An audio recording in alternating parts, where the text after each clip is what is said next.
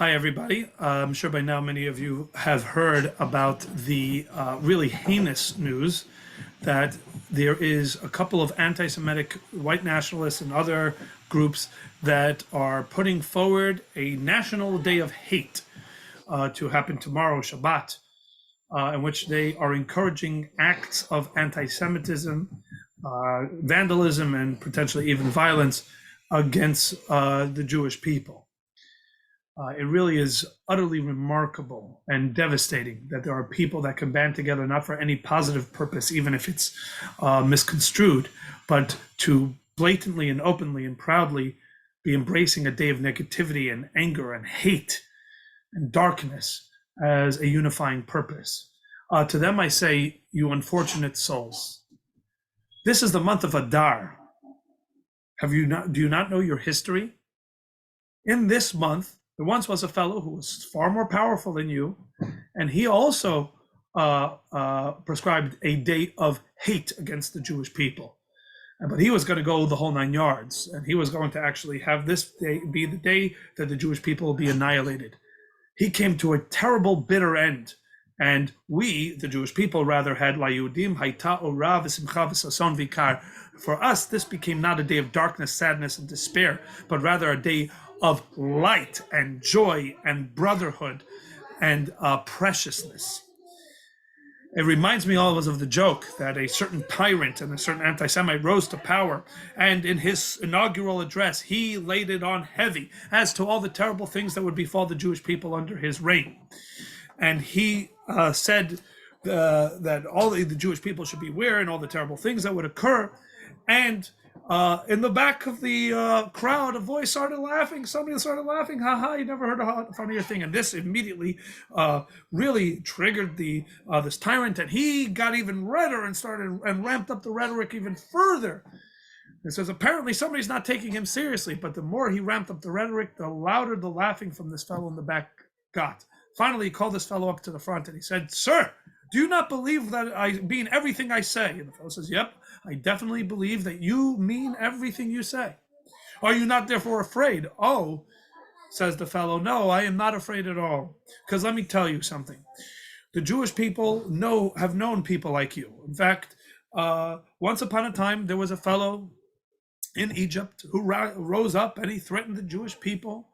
And he was stronger than you and is more powerful than you. And because of him, we have the holiday of Pesach, where we come together as family and we enjoy matzah and togetherness. Then there was another fellow in history in Persia, a king who rose up and he was more powerful than you and he had bigger threats than you. And he also threatened the Jewish people. And now we have this beautiful holiday of Purim where we come together, we eat hamantash and we get all dressed up. It's a beautiful holiday. And then there was another king in Greece, or a Syrian Greek, who rose up and he threatened the Jewish people, and he was more powerful than you, and he had graver threats than you. And now we have the wonderful holiday of Hanukkah, which we have jelly donuts and light menorahs, and it's beautiful and wonderful. So the truth is, as you're sitting there, I believe that you mean everything you say. But all I can think about is what kind of holiday are we going to make out of you?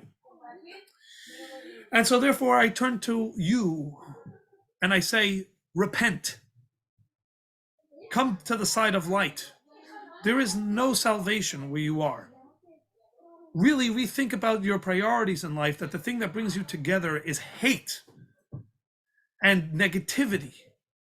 Find something positive to live for, something joyful to live for. Be a happy person.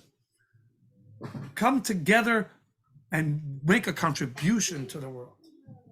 And that's my message to us, the Jewish people. We will not cower. We will not hide. We will not be cowed. We will be vigilant. Here at the Chabad, we have already spoken with the local police and make sure that our defense is secure and firm.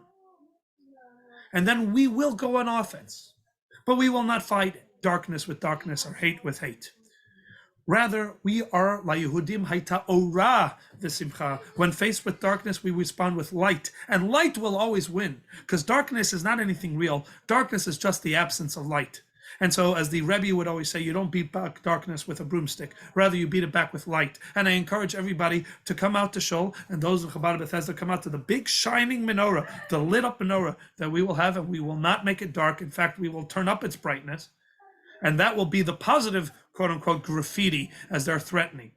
We're going to bring a graffiti of light. We're going to bring a message of light.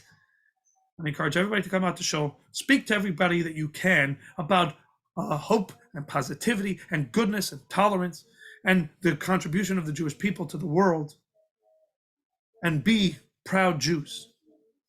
Do another mitzvah, do a mitzvah, not just a good act, but specifically a mitzvah, a Jewish mitzvah. Light Shabbat candles, spend time in shul, learn some Torah, etc. And obviously do acts of goodness and kindness. Maybe this be the last and final straw of ridiculous hate.